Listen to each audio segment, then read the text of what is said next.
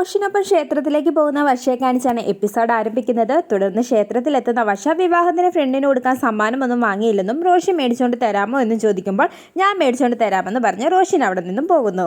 അതോടെ വർഷയ്ക്ക് സമാധാനമാകുന്നു. തുടർന്ന് വർഷ ദേവുവിനോട് സംസാരിക്കുകയും വിവാഹത്തിന് സഹായിച്ചതിന് നന്ദി പറയുകയും ചെയ്യുന്നു. ശേഷം ഇരുവരും ക്ഷേത്രത്തിനകത്തേക്ക് പോവുകയും വർഷയുടെ ഫ്രണ്ട്സ് സാരിയും ആഭരണങ്ങളും വർഷനെ ഏൽപ്പിക്കുകയും ചെയ്യുന്നു. ഇതേസമയം ശ്രീകാന്തും രേവതിയും ക്ഷേത്രത്തിലെത്തുന്നു.